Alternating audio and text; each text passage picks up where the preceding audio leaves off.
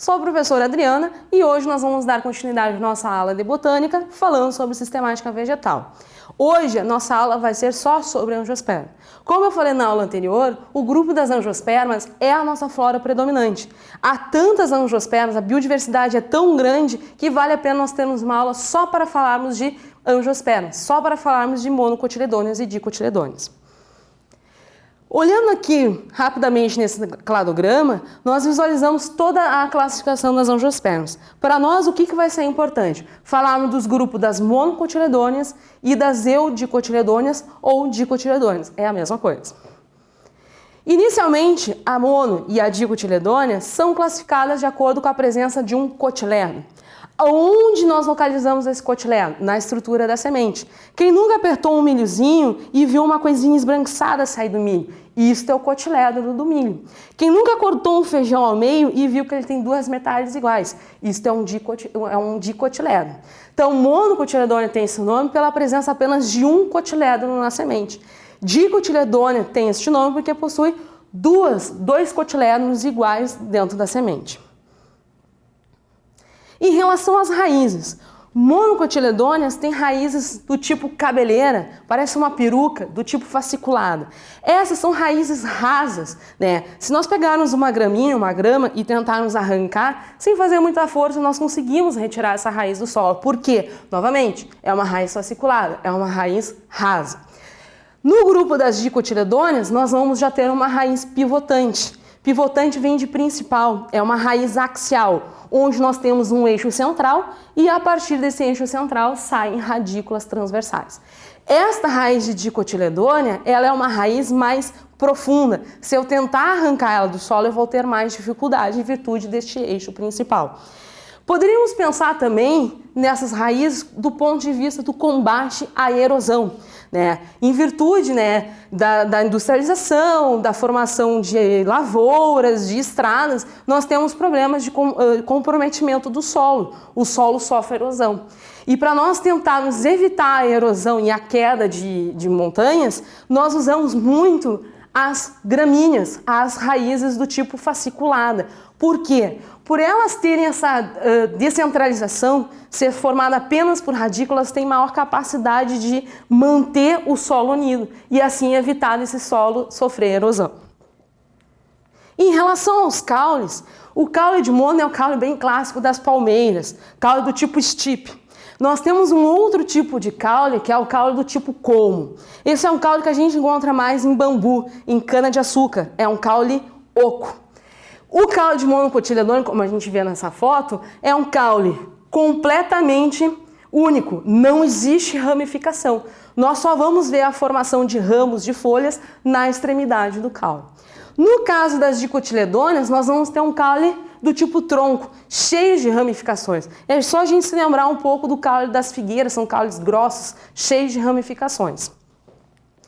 Se eu olhar a histologia, se eu fizer um corte de novo transversal do caule e olhar de cima esse caule, nas monocotiledôneas eu vou ver um caule desorganizado. Então, como a gente está observando, não existe uma organização desses vasos. Nós não conseguimos discernir o que é um floema e um xilema. A consequência de eu não ter essa organização de xilema e floema vai ser que esses vegetais não apresentam crescimento secundário. É só a gente observar esse caule, esse é um caule extremamente estreito. Ele não consegue crescer lateralmente, ele não consegue crescer em espessura. Em relação ao caule das dicotiledôneas, se nós fizermos um corte transversal e olhar esse caule de cima, nós já vamos ver uma organização dos vasos. Nós vamos observar o floema aqui em vermelho, um vaso periférico, cortical, para o lado externo da planta, e nós vamos visualizar para a porção interna o xilema. O xilema é um vaso medular na porção interna do caule. A consequência de eu ter esta organização bem definida de onde está o xilema e onde está o floema vai ser que os vegetais do tipo dicotiledôneas conseguem crescer em espessura, conseguem crescer em largura. É só a gente se lembrar do caule da figueira, é um caule extremamente grosso, largo. Em relação às folhas, nós vamos ter dois tipos de folhas bem claras nas monos e nas dicotiledôneas. Nas monocotiledôneas, nós vamos ter folhas do tipo invaginantes. Estas folhas, elas são folhas incompletas. Na estrutura da folha, falta o pecíolo, falta a estrutura do pecíolo. Se nós formos, por exemplo, arrancar uma grama, quando a gente arranca a grama e mais um pedacinho do caule, porque quando tem só a bainha, acaba se retirando o caule na hora de arrancar a folha. As nervuras da folha de monocotiledônea são nervuras paralelas. Para mim, é uma das principais formas de nós visualizarmos o que é uma mono e uma dico, porque é só nós olharmos na natureza a presença de nervuras paralelas que nós já vamos saber que aquele caule, aquela planta é do tipo monocotiledônea. Já nas dicotiledôneas, nós vamos ter folhas pecioladas, são folhas que têm a presença de pecíolo e limbo, falta a bainha. Nessas folhas, as nervuras elas vão ser do tipo perinérvias ou reticulares. O que é isso? Nós temos uma nervura central e a partir dessa nervura central saem nervuras transversais, saem nervuras perpendiculares. Em relação à flor, monocotiledônea tem flores com pétalas com múltiplos de 3. Por isso que nós dizemos que elas são trímeras. Então, de 3 em 3 pétalas nós vamos formar as flores de monocotiledônea. Em relação às dico, nós podemos ter flores do tipo pentâmeras ou tetrâmeras. As pentâmeras nós vamos ter múltiplos de 5 pétalas e as tetrâmeras nós vamos ter múltiplos de 4 pétalas. Particularmente eu não gosto dessa classificação. Por quê? Porque 12 é múltiplo de 13 e de 4, 15 é múltiplo de 13 e de 5, então não vou conseguir discernir bem o que é uma mono e uma dico olhando e visualizando apenas a flor. Eu acho mais interessante nós olharmos as folhas, é fácil da gente enxergar e é fácil nós percebermos as nervuras paralelas ou as nervuras reticulares, perinérvias. Os exemplares de monocotiledôneas. As monocotiledôneas está o grande grupo das gramíneas, que são as plantas que produzem grãos.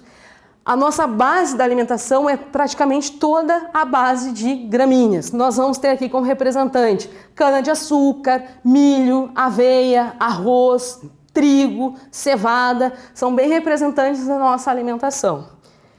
E representante das dicotiledôneas, nós vamos ter aqui as leguminosas, as plantas que formam legumes.